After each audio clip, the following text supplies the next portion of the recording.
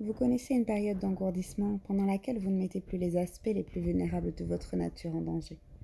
C'est un moment où vous vous désengagez des besoins et des soucis des autres. C'est un moment secret et personnel durant lequel des sentiments fermement bridés peuvent se développer dans des activités plus terre à terre. Si vous utilisez vos capacités au service des autres, vos désirs seraient peut-être exaucés de manière plus positive et enrichissante. Chaque problème est une occasion de créer par la pensée. Coucou. C'est un beau tirage. Ça fait peur un peu, hein, la nouvelle lune en Scorpion. Le Scorpion est un signe d'eau, donc comme on a vu, il est beaucoup question de sentiments, de nos sentiments refoulés, de nos émotions cachées, de toutes ces choses qu'on a enfouies au fond de nous. Et le Scorpion nous invite à les faire ressortir, à les assumer pleinement, à assumer notre entièreté, nos opinions, nos idées, notre unicité, et à porter nos couleurs fièrement,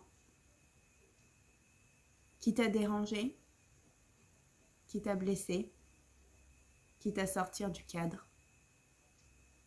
C'est un peu l'énergie ambiante qui ressort de ce tirage. On a ici la déesse de la création, transformation, créativité, intégrité. Ce qui est un peu contradictoire et pourtant ce qui constitue une véritable opportunité. Comme on dit toujours, on grandit dans la douleur. Douleur, je mets des grands guillemets parce que ça va aller, c'est juste une nouvelle lune en Scorpion. La nouvelle lune, c'est surtout l'occasion de poser ses intentions. De poser ses intentions pour de futures manifestations que l'on verra certainement aboutir et s'amplifier à la pleine lune du 19. Je te donne rendez-vous au 19 novembre.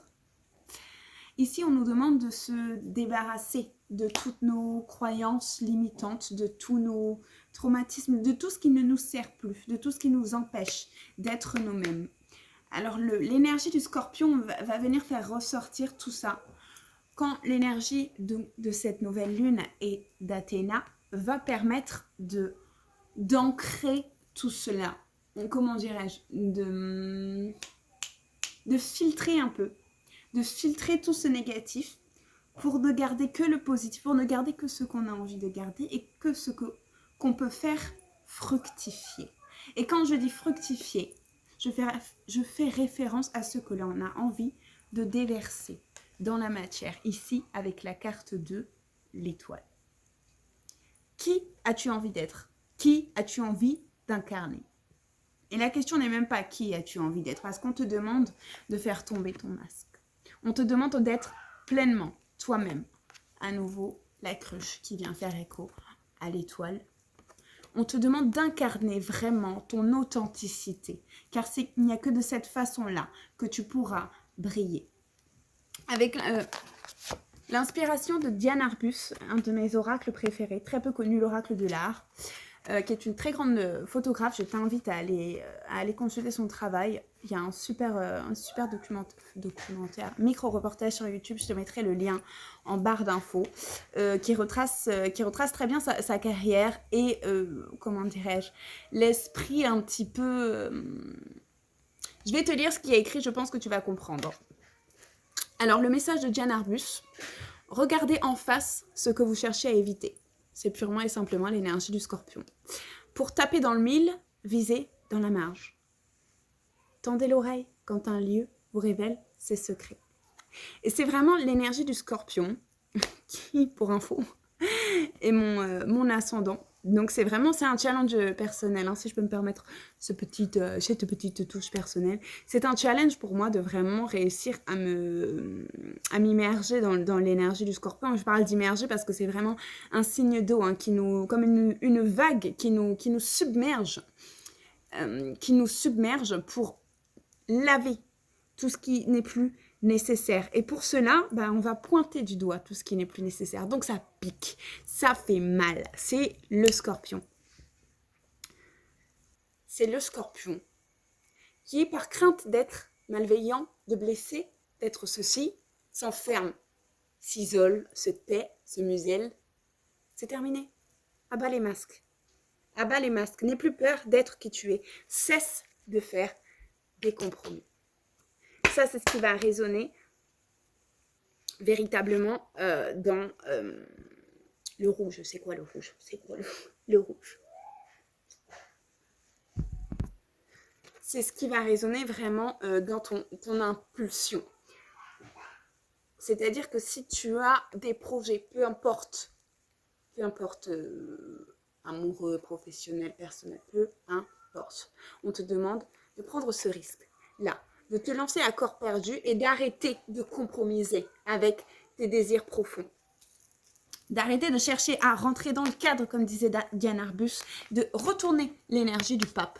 Vois-tu, elle est sortie à l'envers. Et le pape, c'est vraiment ça. Hein. C'est l'autorité, j'ai envie de dire patriarcale, mais on va encore me traiter de féministe en colère. C'est l'autorité en place. C'est l'autorité en place. On te demande d'imposer ta propre autorité. De faire fi, finalement, de ce que l'on t'impose. Attention, doucement, rien d'illégal ou de... On se détend, hein. Non, mais parce que le scorpion aussi a tendance à s'emballer un peu. C'est pour ça, je pense que l'énergie d'Athéna, qui est une déesse donc de cycle blanc, qui vient atténuer un petit peu ce feu-là, ce feu et qui est pourtant... Ce feu qui est pourtant de l'eau. Je sais pas si je suis claire.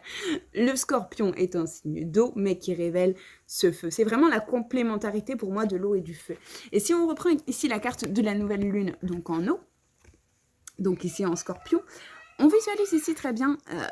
Vois-tu, je sais pas si j'ai le droit de dire ce mot, mais reconnais-tu hein, les trompes, le.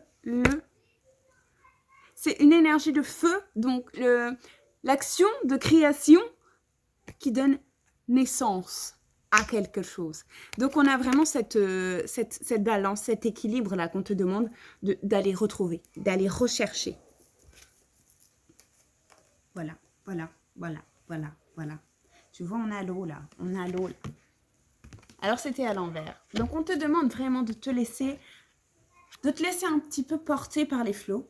Car il n'y a que comme ça que tu vas retrouver ta lumière. Laisse-toi porter par toutes ces émotions-là qui ressurgissent. N'aie pas peur de t'y noyer. Car certainement, tu ne t'y noieras pas. C'est ça la morale de l'histoire. C'est plutôt au contraire une façon de t'ancrer, de te repositionner. J'ai envie de te redéfinir, mais de te redéfinir dans l'authenticité.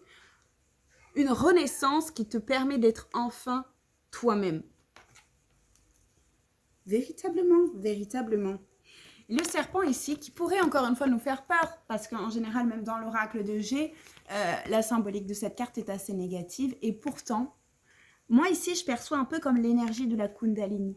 Tu sais, quelque chose qui monte, un peu le serpent de la connaissance, qui t'apporte des éléments que tu n'es pas censé avoir, que tu as honte d'avoir, que tu as honte d'assumer ta sexualité, d'assumer tes idées dérangeantes, tes opinions non politiquement correctes. J'en profite pour te parler du No Nuance November.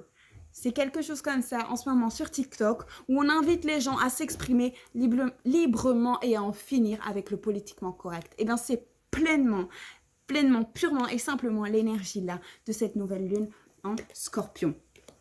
C'est une étape vers, j'ai envie de dire encore une fois, une transformation. Mais c'est pas comme si tu devenais une nouvelle personne. On ne te demande pas de devenir une nouvelle personne. On te demande, comme cette célèbre phrase dont j'ai oublié l'auteur, de devenir qui tu es. Deviens qui tu es. Deviens qui tu es. Incarne cette lumière. Et enfin, ai-je le droit de dire ceci? Je vais me permettre de déborder parce que j'ai envie, moi-même, d'arrêter d'être politiquement correcte. Alors, quand on me parle de lumière et quand on me parle de ce jeune homme-là et de l'énergie du feu, à qui pensais-je? Moi, je pense... Non, j'ai pas le droit de dire ça. Oh mon Dieu! Je pense à celui qui apporte la lumière. Voilà. Je sais... Le serpent. Non, je vais pas le dire parce que... Je vais pas le dire. D'accord? Alors, fais ce que je dis, pas ce que je fais. Bah, en même temps, je ne l'ai pas dit, donc l'expression perd un petit peu tout son sens. Fais ce que je suggère et pas ce que je dis. Voilà. En même temps, j'allais dire le serpent. Le serpent, le scorpion, est très perspicace, très subtil. C'est une énergie très subtile. C'est pas une énergie de rentre-dedans comme le bélier. Et pourtant, c'est pour ça que je trouve que c'est un bon équilibre entre l'eau et le feu. C'est pas une énergie de rentre-dedans, parce que pourtant, on aurait pu penser ici aux cornes du taureau et de bélier, qui sont des signes très impulsifs et très fonceurs. Le scorpion reste un signe d'eau, parce que justement, il est fluide. Il est le serpent. Alors oui, c'est un scorpion, mais bon, on suit un petit peu la métaphore, l'analogie. Vois-tu? On va aller prendre un dernier oracle, parce qu'il n'y en a visiblement pas assez. Pour terminer, on va aller demander un conseil à l'oracle de Gaïa. Même si je pense que là, personnellement, j'ai l'impression d'en avoir assez dit. Bah, Gaïa. Sagesse, savoir et compréhension spirituelle. Alors là, je pense qu'on insiste sur le côté nuance. Comme je te disais, il s'agit de trouver l'équilibre. Il ne s'agit pas de foncer tête baissée, de tout détruire, de bousiller tout le monde, d'aller blesser des gens, d'aller faire du mal pour le simple plaisir de faire du mal. C'est une énergie subtile, mais c'est une énergie intelligente. C'est une énergie sage. Tu vois, le savoir, ça me fait penser à l'arbre de la connaissance. Encore une fois, je ne vais pas dire son nom, mais vois-tu, je le perçois ici, l'étoile du matin et du soir. Je le perçois très fort. Dois-je préciser que je ne suis pas... Je ne vais pas parler. Je ne vais pas parler. Sois pas comme moi. Porte tes couronnes et pose-les sur la table ou sur le tapis. C'est ça, fais tapis. Je fais tapis. On mise le tout pour le tout. On prend sa chance. Et puis on brille.